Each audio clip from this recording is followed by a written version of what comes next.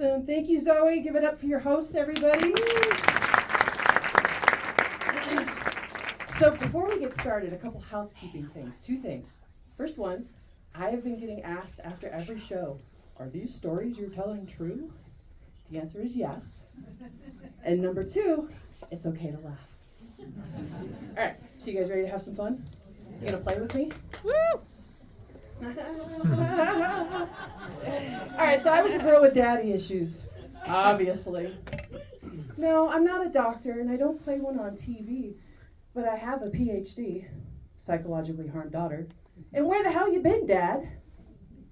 You could say I have a master's in abandonment with a minor's in trust issues. It was weird how I used to chase older men. But these days, younger men started chasing me. There's a term for that. And no, it's not cougar. It's knowing what's up. So with the daddy issues, often there's trauma. And trauma to comedians is like gold. It's like having a winning hand at poker.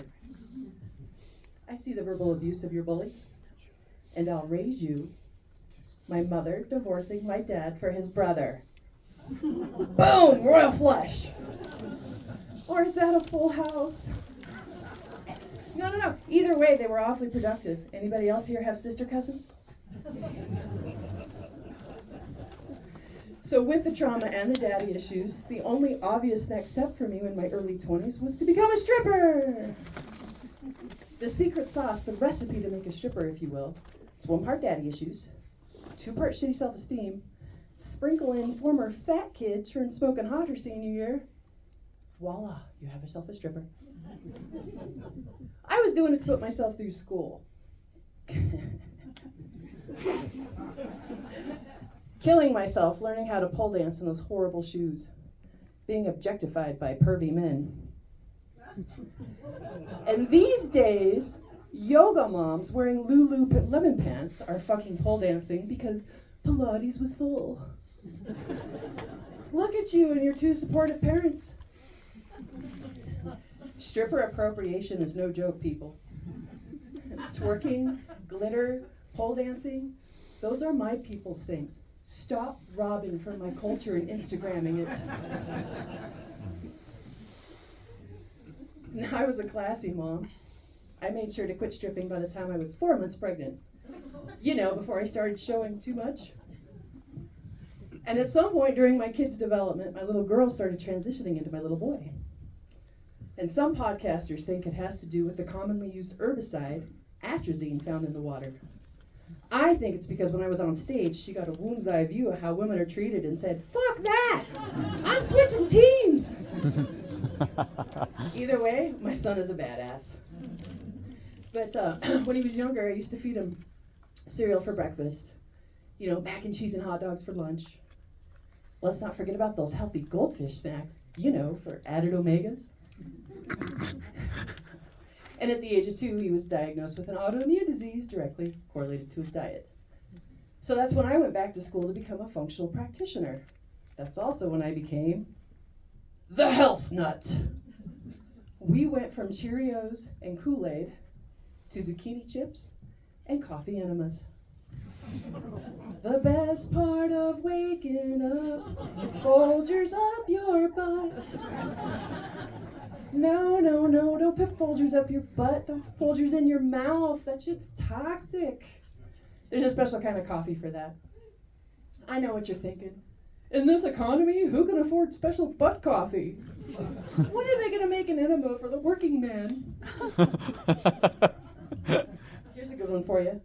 One day after doing said enema, I had a little too much air in the line. And what goes in, at some point, must come out. Well, that point was when I was driving to pick up my kid from school. Not thinking anything of it, I just let one slip every now and then. So my kid gets in the car and starts aggressively smelling the air. Mom, did you bring me a coffee? Honey, stop. That's just my ass calf farticino. Light foam. The look of disgust on his face was priceless. But kids, when they're younger, they're so impressionable, right? We're in Walmart one day, and the people in front of us weren't exactly health gurus. They had a cart full of processed food. My kid blurts out, "Mom, look at all the junk food in those people's carts. I wonder if that's why they're so fat." Awkward, right? In that one moment, I have never been so horrified and proud of my kid at the same time. Honey, we don't judge or shame people in the grocery store. Come on, that's for the car. No, part of my path to healing has been changing the way I talk about people. Like saying, people are doing the best they can with the tools they have. Or you never know what somebody is silently struggling with. Which is just really an enlightened way of saying, trauma is the reason you act like an asshole. I have a theory. I think jaded ex-strippers become Karens. No, I'm going to stop calling people Karens, including my inner critic, who I used to call Karen. I don't want to shit on women anymore. Instead, I'm going to call him Stan. So when he's acting up, I can say, "Shut up, Stan. Go sit down, Stan." Now, I'm not shitting on men either. I'm shitting on douchey names. How dare you assume Stan's identity? Now, if I was a dancer these days, I would be such a Stan. Only 100% cotton for this bitch. My 6-inch stripper heels would have an arch support. And my cute little bralette is now a bra with 4 clasps, and to open requires a locksmith. Back in the day, I wouldn't think twice about doing a line of coke off another stripper's ass. These days, you offer me tap water in a plastic cup, and my head explodes. Tabitha, get your shit together. The old me would kick the new me's ass, but the new me has way better insurance. Sometimes I miss being a stripper. The loud music, the pretty clothes, being announced. Next on stage 2, wearing her granny panties, limping from plantar fasciitis. Newly sober and newly divorced, it's Heather Gray! Yeah. They never told me back in the day wearing those sexy shoes it was going to give me plantar fasciitis. I went from camel toe to hammer toe. The club was so worried about protecting my identity, but nobody gave a damn about my feet. During the day, I'm a functional practitioner and I could be triggered at any moment. Sometimes I feel like a stripper sleeper agent, and I never know where I'm going to be when a certain song will activate me.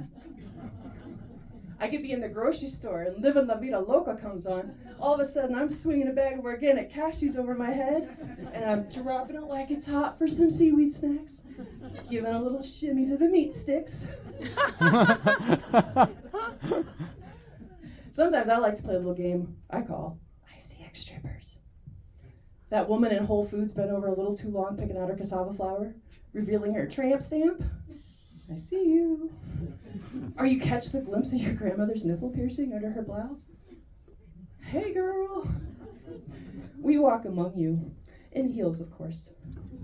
But this is way harder. I would much rather stand up here and take off my clothes than to try to make you fuckers laugh.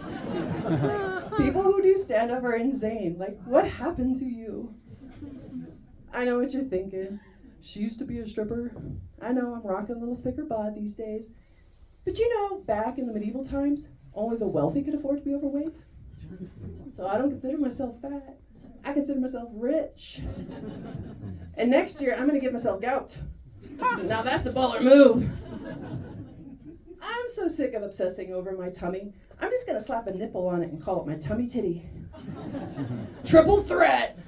Ladies, lock up your men. Could you imagine motorboating that? Talk about an immersive experience. Meow Wolf has nothing on me.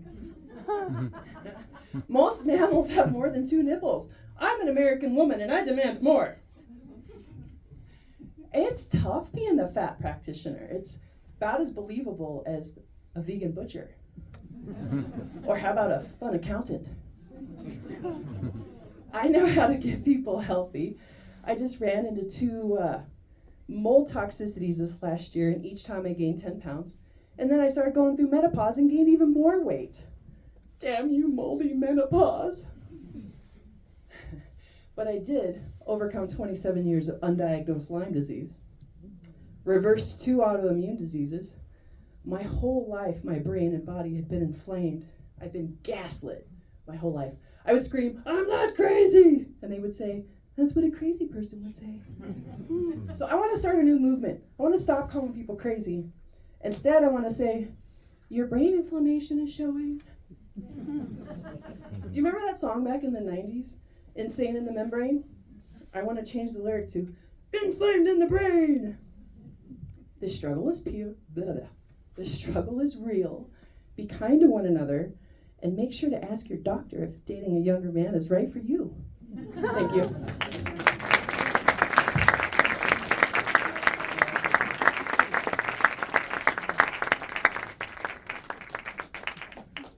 Heather Gray, you guys. Let's let her hear it. All right, your next comic coming to the stage has his 1-man, 1-hour show, Neurospicy Love Life on the